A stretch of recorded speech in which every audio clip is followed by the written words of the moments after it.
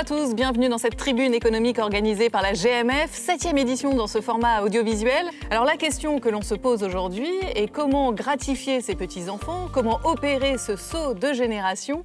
Et pour en parler, je suis accompagnée de deux experts GMF. Bonjour à tous les deux. Bonjour Céline. Bonjour à tous. Alors pour commencer, Pascal, qu'est-ce que gratifier signifie ? Dans le domaine juridique, gratifier, c'est se dessaisir d'un bien ou d'un droit au profit d'une autre personne. Ce qui est le cas souvent avec les enfants, voire avec les petits-enfants, bien sûr. Quand on donne, quand les grands-parents veulent donner, ce qu'ils veulent faire, bien souvent, c'est optimiser leur transmission. Et optimiser cette transmission, optimiser cette donation, c'est donner, mais sans générer de droits de mutation importants ou sans en générer du tout. Ouais. Et de ce fait-là, on se limite bien souvent en matière de donation au montant des abattements fiscaux.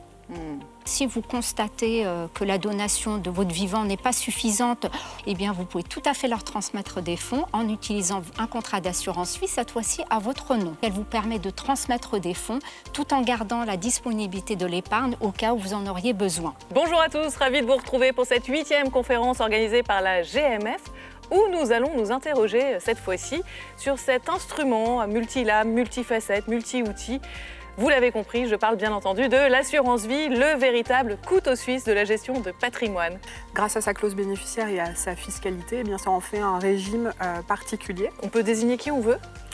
Oui, c'est même le mécanisme et c'est la pierre angulaire en fait, de ce mécanisme de la clause bénéficiaire. En fait, il y a deux grandes familles de supports d'investissement dans un contrat d'assurance vie. Le support en euros qu'on connaît très bien en règle générale. Les unités de compte, elles, sont un peu plus volatiles, elles bougent beaucoup en termes de valorisation. Mais à long terme, la valorisation est beaucoup plus élevée que le support en euros. On a multiples possibilités dans ce contrat d'assurance vie. Donc votre conseiller financier, c'est la personne qui va pouvoir personnaliser ce contrat d'assurance vie. Si j'osais l'analogie, je dirais même que le conseiller, c'est lui-même le couteau suisse de l'assurance vie.